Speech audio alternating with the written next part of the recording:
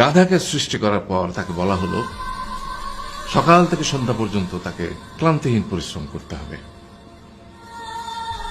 সারা জীবন তাকে পিঠে ভারী বোঝা বইতে হবে, খেতে পাবে শুধু ঘাস, আর তার মাথায় কোনো বুদ্ধি থাকবে না। তার আয়ু হবে 50 বছর।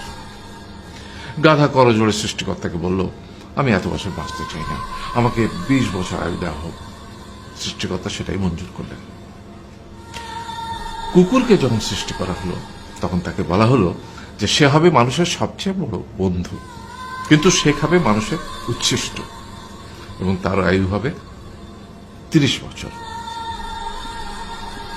কুকুর সৃষ্টিকর্তাকে বলল, আমি এত বছর বাঁচতে চাই না, আমাকে 15 বছর আয়ু দেওয়া হোক। সেটাই মঞ্জুর করা হলো। এরপর বানরকে বলা হলো, তুমি শুধু গাছের এ ডাল থেকে ও ডালে ঝুল খাবে এবং নানান রকম ফন্দি ফিকির করে মানুষকে আনন্দ দিবে, তোমার আয়ু হবে 20 বছর। মানুষ বলল, আমি 20 বছর বাঁচতে চাই না, আমাকে 10 বছর দেওয়া হোক।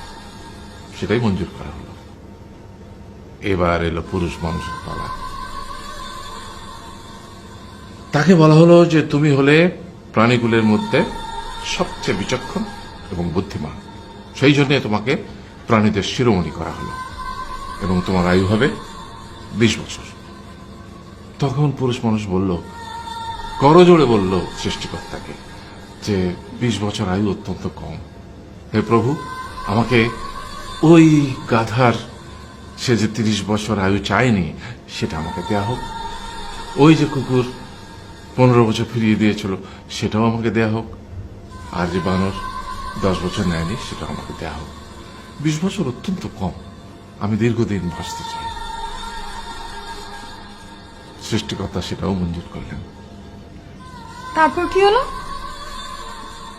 সেই থেকে ছেলেরা পুরুষ মানুষ হিসেবে বাঁচে 20 বছর, তারপরের 30 বছর সংসারের বোঝা পিঠে করে বয়ে বেড়ায়, সেটা কার মতো? গাধার মতো।